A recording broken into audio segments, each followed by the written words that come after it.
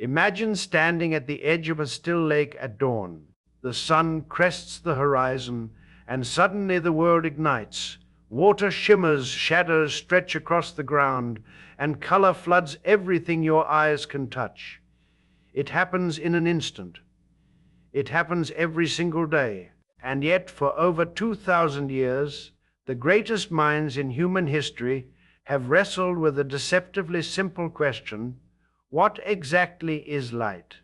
The answer, as it turns out, is one of the most extraordinary stories in all of science, a saga of brilliant insights and bitter rivalries, of experiments that shattered centuries of dogma and of revelations so strange that even the physicists who discovered them struggled to believe what they were seeing. The science of light, known formally as optics, doesn't just illuminate the physical world. It illuminates the very way we do science, from the geometry of ancient Greece to the mind-bending abstractions of quantum electrodynamics. The study of light has been the golden thread running through the fabric of physics itself. This is the story of how we learned to understand the fastest, most ubiquitous, and most mysterious phenomenon in the universe. And it begins, as so many great stories do, in the ancient Mediterranean world. Long before anyone understood what light truly was, thinkers in the ancient world set out to describe what light did. Around 300 BCE, the Greek mathematician Euclid, the same Euclid whose Elements would become the most influential mathematics textbook in history, turned his precise, logical mind to the problem of vision. The result was a treatise called Optica, and it was nothing less than the birth of geometric optics. Euclid's approach was characteristically elegant. He proposed that light travels in perfectly straight lines, rays that could be drawn, measured, and analyzed. Using the tools of geometry, he established the law of reflection, observing that when a ray of light bounces off a smooth surface, the angle at which it arrives equals the angle at which it departs. If you've ever aimed a flashlight at a mirror and watched the beam bounce predictably away, you've witnessed Euclid's law in action. Now, Euclid didn't get everything right. He subscribed to the emission theory of vision, a common belief among Greek thinkers that the eye itself sends out rays, like invisible feelers, that reach out and touch objects to create the sensation of sight. It was an intuitive, but ultimately incorrect idea. Still, the mathematical framework Euclid laid down, treating light as geometric rays, was so powerful that it remains the foundation of optical engineering to this day. Every time a lens designer sketches a ray diagram, they are, in a very real sense, continuing Euclid's work. A few centuries later, the great astronomer and polymath Claudius Ptolemy took the investigation further. Working in Roman Egypt around 100 CE, Ptolemy turned his attention to a phenomenon that Euclid's straight-line rays alone couldn't fully explain: refraction, the bending of light as it passes from one transparent material into another. You've seen refraction countless times. Dip a pencil into a glass of water and it appears to bend at the surface. Look at a coin at the bottom of a pool, and it seems closer than it really is. Ptolemy didn't just observe these effects. He meticulously measured them. In his work, Optics, he compiled extensive tables of angles, documenting precisely how much light bends when it crosses the boundary between air and water, or between air and glass. Ptolemy's measurements were remarkably careful for his era, even if he never quite arrived at the correct mathematical law governing refraction. That breakthrough would have to wait more than 1,500 years, but his systematic, empirical approach, gathering data, recording it, and seeking patterns, planted seeds that would eventually blossom into something revolutionary. If there is a single individual who deserves the title Father of Modern Optics, it is Ibn al-Haytham, known in the Western scholarly tradition as Al-Hazen. Born in Basra, in present-day Iraq, around 965 CE, Ibn al-Haytham produced a body of work that didn't merely advance the science of light. It helped invent the scientific method itself. His masterpiece, Kitab al-Manaysir, the Book of Optics, was published around 1021, and its impact was seismic. In 7 meticulously organized volumes, Ibn al-Haytham systematically dismantled the old Greek emission theory of vision. Light, he argued, does not emanate from the eye. Instead, light travels from luminous objects and enters the eye, where it produces the sensation of sight. This seems obvious to us now, but in the 11th century, it was a radical departure from over a millennium of received wisdom. What made Ibn al-Haytham's work truly revolutionary, however, was not just his conclusions, but his method. He insisted on systematic experimentations as the basis for scientific knowledge. He built darkened chambers, precursors to the camera obscura, to study how light behaves when constrained to narrow beams. He tested hypotheses against observable results. He distinguished between what could be logically deduced and what had to be empirically verified. In an era when many scholars were content to defer to the authority of Aristotle or Ptolemy, Ibn al-Haytham demanded evidence. His investigations into reflection and refraction were exhaustive.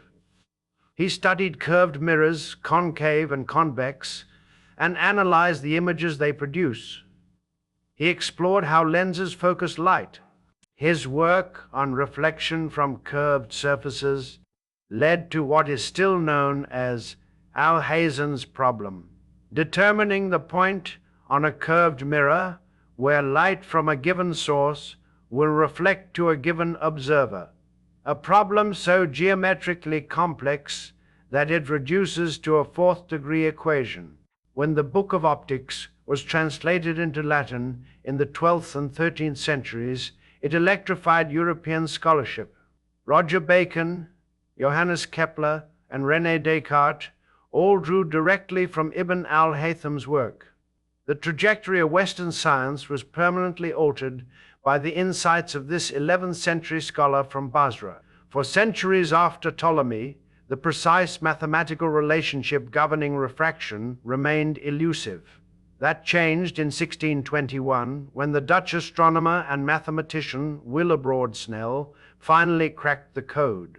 Snell's law states that when light passes from one medium into another, the ratio of the sines of the angles of incidence and refraction is constant. Here, ni2 olus and manis and ni2 lolas are the refractive indices of the two media numbers that describe how much each material slows. Downlight are the angles the light ray makes with the surface normal. This beautifully simple equation explains everything from the sparkle of a diamond to the focusing power of a glass lens, to the shimmering mirages that dance above hot asphalt on a summer highway. Snell's law was a triumph of mathematical physics, giving scientists and engineers a precise tool for predicting and manipulating the behavior of light. It remains one of the most used equations in all of optics.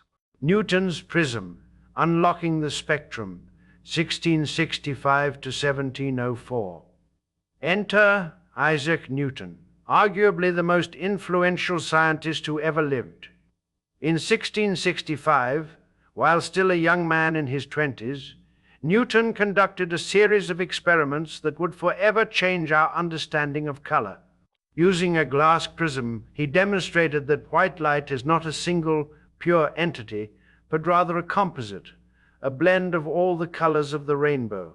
When a narrow beam of sunlight passed through his prism, it fanned out into a glorious spectrum: red, orange, yellow, green, blue, indigo, violet. Newton went further. He showed that if he isolated a single color from the spectrum and passed it through a second prism, it did not break down any further. It was already pure. And if he recombined all the colors using a lens, he got white light back again. The conclusion was inescapable. Color is an intrinsic property of light itself, not something imposed upon it by the medium through which it passes. Newton published these findings in his landmark work, Optics, in 1704, along with a bold theoretical claim. Light, he argued, is made up of tiny particles, corpuscles that stream outward from their source. This corpuscular theory explained reflection neatly, particles bouncing off surfaces, and, with some additional assumptions, could account for refraction as well. Newton's immense authority lent enormous weight to the particle model, and for over a century it dominated scientific thinking about light. Huygens and the Wave, alternative 1678-1690. But Newton had a rival. The Dutch physicist Christian Huygens, a brilliant scientist in his own right, proposed a radically different picture. In his 1690 Traité de la Lumière, Treatise on Light, Huygens argued that light is not a stream of particles, but a sea wave, a disturbance propagating through a medium, much like ripples spreading across the surface of a pond. Huygens formulated what is now called Huygens' principle. Every point on a wavefront can be thought of as a source of secondary spherical wavelets, and the new wavefront at any later time is the surface tangent to all those wavelets. This elegant construction explained reflection and refraction beautifully without any need for particles at all. Yet Huygens' wave theory had a problem, or at least it appeared to. Waves, as people understood them, need a medium to travel through. Sound waves travel through air. Water waves travel through water. What medium could possibly carry light waves through the vast emptiness of space? Huygens proposed a mysterious, invisible substance called the luminiferous ether, pervading all of space. It was a reasonable hypothesis, but it introduced an entity that no one could see, touch, or measure directly. And so the stage was set for one of the greatest debates in the history of physics. Is light a particle, or is it a wave? For more than a century after Newton's death, the corpuscular theory held sway, largely on the strength of Newton's reputation. Then, in 1801, a quietly brilliant English polymath named Thomas Young performed an experiment so simple, so elegant, and so devastating to the particle model that it became one of the most famous experiments in scientific history. Young directed a beam of light at a barrier with two narrow, closely spaced slits. If light were made of particles, you would expect to see two bright bands on the screen behind the barrier, one corresponding to each slit. Instead, Young observed something astonishing, a pattern of alternating bright and dark fringes spread across the screen. This was an interference pattern, and it is the unmistakable signature of wave behavior. Where the crests of waves from the two slits arrived in phase crest meeting crest, they reinforced each other, producing bright bands. Where crest met trough, they canceled out, producing darkness. Only waves can interfere in this way. Particles cannot. Young's double-slit experiment was a thunderbolt. It provided powerful, direct visual evidence that light behaves as a wave. The corpuscular theory, for all Newton's authority, could not explain those haunting fringes of light and shadow. Maxwell's electromagnetic revolution, 1865. If Young cracked open the door for wave theory, James Clerk Maxwell blew it off its hinges. In 1865, the Scottish physicist published one of the most important scientific papers ever written, A Dynamical Theory of the Electromagnetic Fields. In it, Maxwell achieved something breathtaking. He unified three seemingly separate phenomena: electricity, magnetism, and light. Maxwell showed that oscillating electric and magnetic fields could sustain each other, propagating through space as a self-reinforcing wave. He derived the speed of these electromagnetic waves from fundamental electrical and magnetic constants, and the number he calculated was approximately 3 times 10 mediators meters per second, precisely the known speed of light. The implication was staggering. Light, Maxwell concluded, is an electromagnetic wave. It requires no luminiferous ether, no mysterious medium.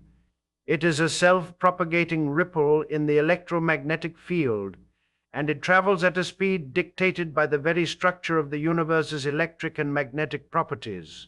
Maxwell's equations, a compact set of 4 equations governing all electromagnetic phenomena, remain one of the crowning achievements of theoretical physics. They predicted not just visible light, but an entire spectrum of electromagnetic radiation, radio waves, microwaves, infrared, ultraviolet, X-rays, gamma rays, all the same fundamental phenomenon, differing only in wavelength and frequency. Hertz confirms the theory, 1887. Predictions are one thing, experimental proof is another. In 1887, the German physicist Heinrich Hertzke set out to test Maxwell's theory in the laboratory. Using an oscillating electrical circuit, he generated electromagnetic waves and detected them with a receiving loop across the room. He showed that these waves could be reflected, refracted, and made to interfere, just like light. They traveled at the speed of light. Maxwell's theory was confirmed beyond doubt. Light was, definitively and demonstrably, an electromagnetic wave. But here's the twist, the delicious irony that makes the history of science so endlessly fascinating. In the very same experiments, Hertz noticed something peculiar. Ultraviolet light, when shone on the metal electrodes of his apparatus, caused sparks to jump more easily. He had inadvertently observed the photoelectric effect, a phenomenon that electromagnetic wave theory could not explain. It was a tiny crack in the edifice of classical wave optics, and through that crack, the entire quantum revolution would eventually pour. As the 19th century drew to a close, physicists confronted a stubborn problem. Classical wave theory predicted that a hot object should radiate infinite energy at short wavelengths, a catastrophic prediction known as the ultraviolet catastrophe. Experimental measurements of black body radiation, the spectrum of light emitted by a heated object, showed nothing of the sort. The radiation peaked at a certain wavelength and then declined. In 1900, the German physicist Max Planck found a mathematical formula that perfectly matched the observed black body spectrum. But the formula came with a shocking assumption. Energy is not emitted continuously, as classical physics demanded, but in discrete packets. The energy Alla of each quantum was proportional to the frequency Nulla of the radiation, E Nulla, E Nulla, where Nulla is Planck's constant, a tiny number 6.626 times 10^34. Joule seconds that would become one of the most fundamental constants in all of physics. Planck himself was deeply uneasy with his own hypothesis. He viewed it as a mathematical trick, not a description of physical reality. But the genie was out of the bottle. Einstein and the photon, 1905. 5 years later, a 26-year-old patent clerk in Bern, Switzerland, took Planck's idea and ran with it to an audacious conclusion. Albert Einstein turned his attention to the photoelectric effect, the phenomenon Hertz had accidentally discovered in 1887. The problem was this: when light shines on a metal surface, it can knock electrons loose. Classical wave theory predicted that brighter light, more energy, should produce faster electrons, and that any frequency of light, given enough intensity, should eventually liberate electrons. But experiments showed something completely different. Below a certain threshold frequency, no electrons were ejected at all, no matter how bright the light. Above that frequency, electrons were ejected immediately, and their energy depended on the light's frequency, not its intensity. Einstein's explanation was revolutionary. Light, he proposed, is not a continuous wave, but a stream of discrete energy packets, photons. Each photon carries energy. When a photon strikes an electron in the metal, it transfers its energy all at once. If the photon's energy exceeds the binding energy of the electron is freed. If not, nothing happens, no matter how many low-energy photons bombard the surface. This was the particle theory of light, resurrected in quantum form. It explained the photoelectric effect perfectly, and it earned Einstein the 1921 Nobel Prize in Physics, not for relativity, as many people assume, but for this insight into the nature of light. De Broglie and wave. Particle duality 1924. The situation was now profoundly paradoxical. Young's double-slit experiment proved light is a wave. Einstein's photoelectric effect proved light is a particle. How could it be both? In 1924, the French physicist Louis de Broglie offered a breathtaking resolution. In his doctoral thesis, he proposed that wave-particle duality is not unique to light. It is a fundamental feature of all matter. Every particle, he argued, has an associated wavelength given by lambda ultrache plangatus frache plangate, where power plangate is the particle's momentum. For everyday objects, this wavelength is absurdly small, far too tiny to detect. But for subatomic particles like electrons, the wavelength is significant and measurable. De Broglie's hypothesis was soon confirmed experimentally when electron beams were shown to produce diffraction patterns, just like waves. The universe, it turned out, operates on principles far stranger than anyone had imagined. Light is neither purely a wave nor purely a particle. It is something more fundamental, something that manifests as a wave in some experiments and as a particle in others, depending on how you look at it. Welcome to quantum mechanics. The reconciliation of light's dual nature required an entirely new theoretical framework. In 1927, the British physicist Paul Dirac laid the cornerstone by developing the first quantum theory of the electromagnetic field. Dirac showed that Maxwell's classical electromagnetic field could be quantized, described in terms of discrete photons that are created and destroyed in interactions with charged particles. This was the birth of quantum electrodynamics, or CQD.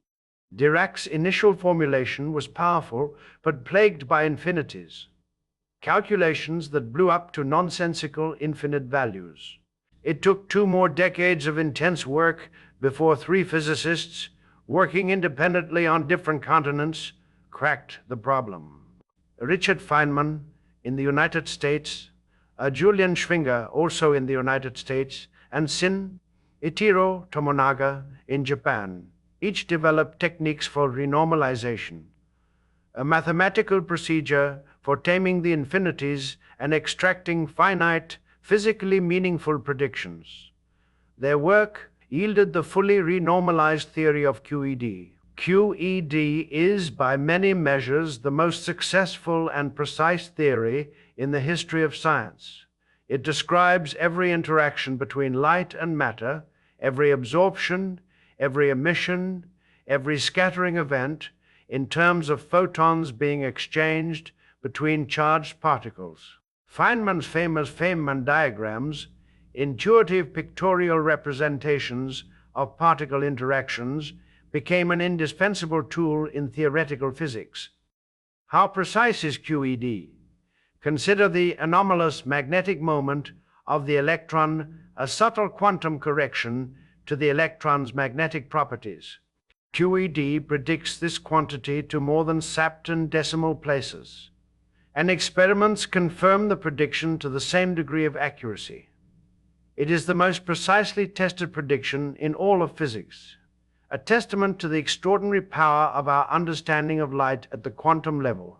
Feynman, Schwinger, and Tomonaga shared the 1965 Nobel Prize in Physics for their work. No account of light science would be complete without the invention that transformed theoretical optics into an engine of modern technology.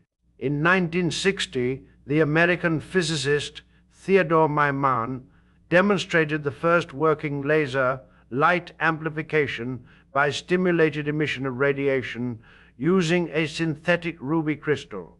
The principle behind the laser was first described by Einstein in 1917.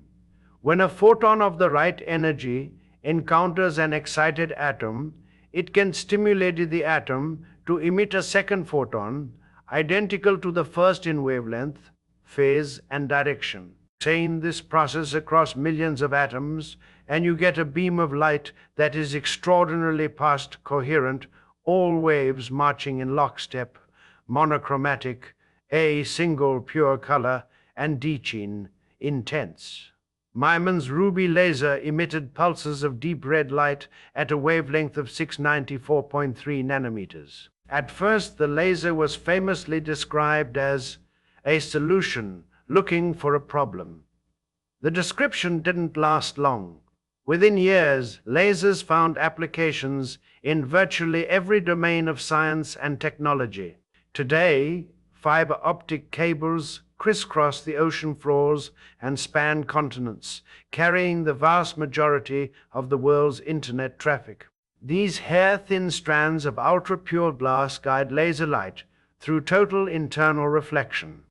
A direct application of Snell's law and the principles of refraction that Ptolemy first studied nearly 2,000 years ago. A single fiber can carry terabits of data per second, encoded in pulses of infrared light.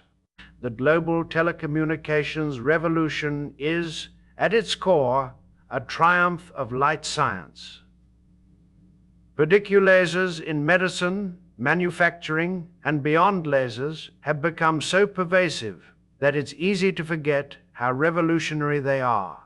In medicine, Nazca laser surgery reshapes corneas, LASIK vaporizes tumors, and performs delicate procedures inside blood vessels using fiber-delivered light. In manufacturing, industrial lasers cut steel, weld automobile bodies, and engrave circuits onto silicon wafers with nanometer precision. Lasers enable spectroscopy, the precise measurement of light absorbed and emitted by atoms and molecules, revealing the chemical composition of everything from distant stars to forensic samples. LiDAR, light detection and ranging, uses laser pulses to create detailed, three-dimensional maps of terrain, buildings, and even archaeological sites hidden beneath jungle canopies. Self-driving cars rely on LiDAR to perceive the world around them in real time. Quantum technologies. The quantum nature of light is now being harnessed for quantum computing and acts quantum cryptography. In quantum key distribution, QKD, individual photons are used to transmit encryption keys with security guaranteed by the laws of physics. Any attempt to eavesdrop disturbs the quantum states of the photons, revealing the intrusion immediately. Quantum entanglement, the eerie correlation between photons that Einstein famously called spooky action at a distance, is being explored as the basis for quantum networks and quantum teleportation of information. These technologies are still in their infancy, but they promise to transform computation, communication, and cryptography in the coming decades.